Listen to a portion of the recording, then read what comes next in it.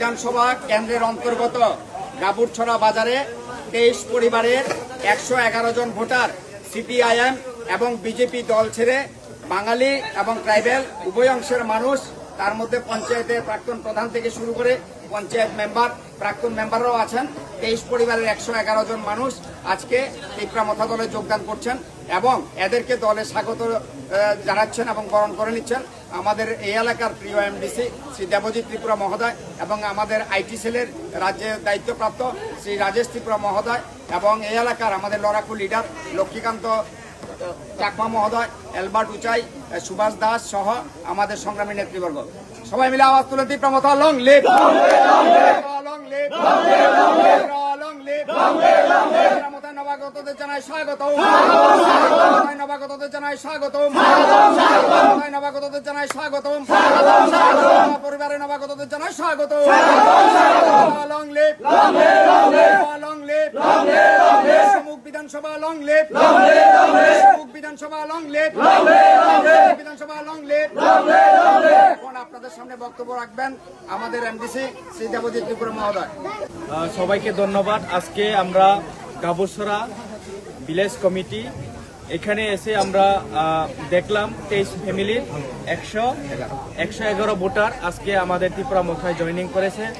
তাদেরকে আমরা বলতে চাই আমাদের মহারাজার যে লক্ষ্য উদ্দেশ্য এটাকে ফুলফিল করার জন্য এবং আমাদের ত্রিপুরা মথাকে আরো স্ট্রং এবং ভবিষ্যতে কাজ করার জন্য এবং ভবিষ্যতে আমাদের এক হয়ে ত্রিপুরাসা এবং বাঙালি যারা সমাজ আছে সবাই মিলে আমরা মহারাজার যে স্বপ্ন এবং 2028-এ আমরা চাই আমাদের যে সমস্ত মানুষ আমরা শান্তিপূর্ণভাবে বসবাস করে এই ত্রিপুরা রাজ্যকে একটা সুন্দর ত্রিপুরা রাজ্য গঠন করার জন্য আজকে এই উদ্যোগ এবং যারা জয়েনিং করেছেন আজকে তাদের উদ্দেশ্যে আমি বলতে চাই তারাও আজকে থেকে আমাদের ফ্যামিলি এবং আমাদের সঙ্গে কাজ করবে।